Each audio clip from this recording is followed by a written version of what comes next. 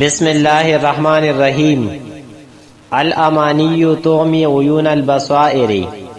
الامانی خواہشات تغمی دالندی عیون البصائر د بصیرت سترگی. پدې ضرب المثل کې د نفسانی خواہشات او نقصان بیان کړی دی.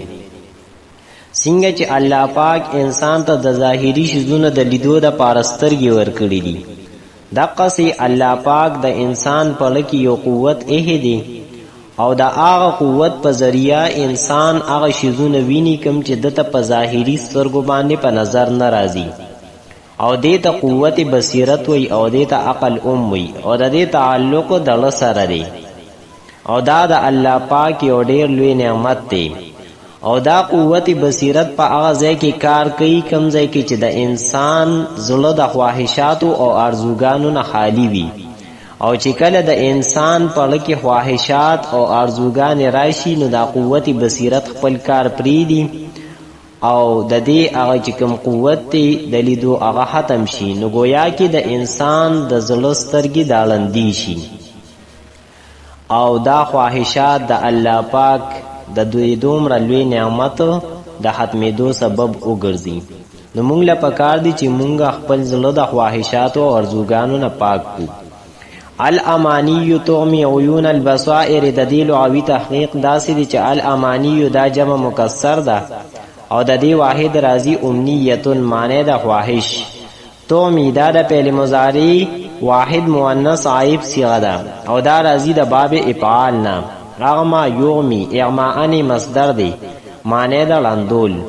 عیون دا جمع دا او د دې واحد راځي غینون معنی د سترګه. البصائر دا جمع مکسر دا او د دې واحد راځي بصیرتون معنی د عقل. الامانی تومی عیون البصائر د دې ترکیب داسې دی چې الامانی مبتدا تومی پیل پدې کې هي ضمیر مستتر د دې فاعل، عیون مضاف، البصائر مضاف الیه، مضاف سره د مضاف الیه نه د مفعول به شو د تومی پیل لپاره. تومی پیل سره د خپل فاعل او مفعول به نه د جمله فعلیه خبر شو د مبتدا لپاره. مبتدا سره د خبر نه جمله اسمیه خبریه. الحلم سجیه فاضله.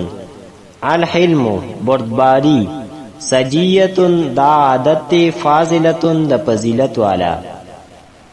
پدې ضرب المثل کې د حلم چې هغه بردباری دا برداشت دی د هغې فضیلت او فوقیت بیان کړی دی او ویلی دی چې دا یو ډېر بهترین عادت دی. برداشت دی ته وایي چې یو انسان یو کار خلاف عادت غلط وویني یا دته څوک تکلیف ورسوي او دې خپله غصه قابو کی او هغه انسان نه بدله وانه لی بلکې هغه ته معافي وکي، دې ته بردباری وي. او دا صفت د الله پاک ډیر خوښ دی او په دې باندې الله پاک راضي کیږي. الحلم سجیه فاضله د دې لغوي تحقیق داسې دی چې الحلم دا راځي د کرما یکرمو باب نه، حلما یحلمو، حلمن مصدر راځي معنی د معافي کول. سجیتون دا واحد دی د دې جمع راځي سجایا معنی د عادت حاصلت ہوئی.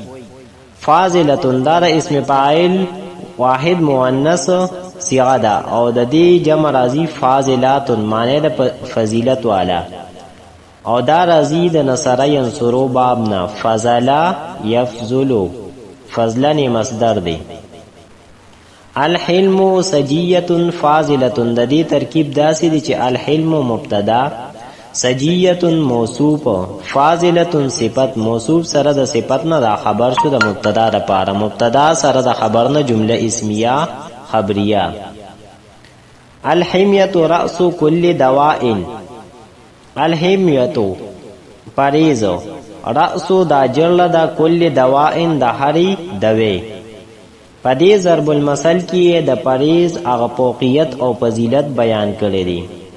کو یو انسان بیمار شي او هغه دوی خوري او دې سره دې پریز نه کوي نو دا انسان به کله هم جوړ نشي، بلکې دوی سره سره پریز دا لازمی شی دی او دلته کې په پریز باندې ځکه ډیر زور راوړی دی چې دوی هو هر انسان کوي هو یا یې پریز ته خیال نی او یا کو پریز ته خیال اومی هو پریز هو یو مشکل کار دی نو پریز نه کوي نو دلته کې په دې زور راوړی دی دې د پاره چې انسان ته د دې پریز او اهمیت بیان شي چې دا د دوی د پاره لازمی شی دی الحمیت رأس کل دواء د دې لغوي تحقیق داسې چې الحمیت د دې معنی د پریز رأس د دې معنی د سر جلا او اصل او د دې جمع راځي رؤوس او دواء دا واحد دی معنی د دوی او د دې جمع راځي ادویتون